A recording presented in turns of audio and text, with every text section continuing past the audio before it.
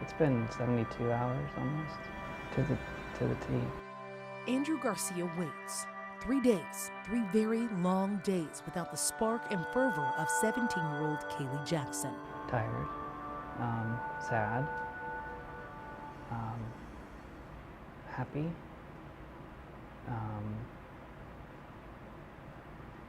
again, I'd say humbled.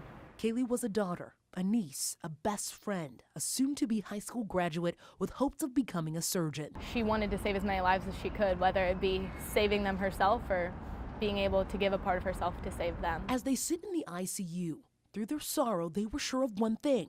Kaylee wanted to save lives. Around them is the team to make that happen. Melissa came in and explained to us the process in a very open way. She was great, made us feel comfortable with the process, and emphasized that Kaylee would be respected. It's happening around the clock. Melissa Holliday is the organ operations director at Life Center. You have to die in a certain manner in most situations that allow you to give the gift of life, especially when it comes to organ donation. Holliday serves as the first gatekeeper of the gifts, heading a team of nearly 30 people. It's usually about 24 to 36 hours of coordination of efforts. A couple of floors away, you can feel the intense pressure. Hang on one second. Dr. Shamal Shah, chief of transplantation, is also racing against the clock. That's an incredible process, and when someone's really healthy, it's amazing how many lives can be touched. Life Center teams rush to get information. As the clock keeps ticking, each organ with a timer of its own. With heart and lungs, typically that time frame is about 4 hours. With kidneys, you have typically up to 24 plus hours to transplant that organ. Teams make decision after decision. Every second counts. You can give your lungs, and sometimes it could be both lungs to different people. You can give your liver, and sometimes, if the liver is perfect, you can actually split the liver and give it to 2 different folks. Holding dozens of lives in their hands. The liver should go to the sickest person on the waiting list, and that's determined by this score.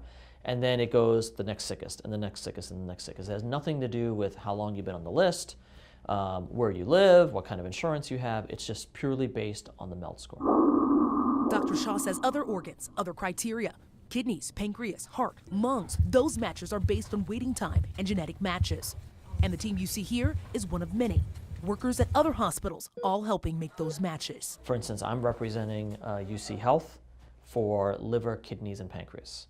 I will do everything in my power to make sure the organs stay here. Each victory comes with hills and valleys. A lot of recipients deal with a lot of guilt after the transplant because someone has had to die for them to live, or someone gave them the greatest gift of all and they had never had a chance to repay them.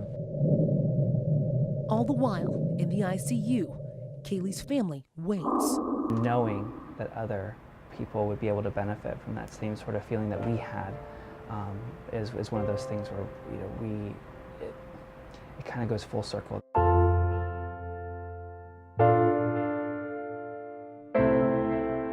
Finding joy in the midst of their pain.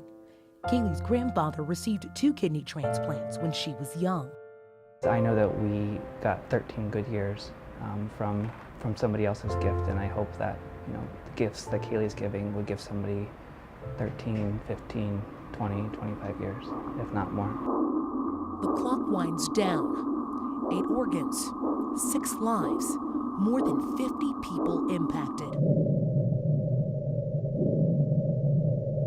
All because Kaylee's gifts were right on time.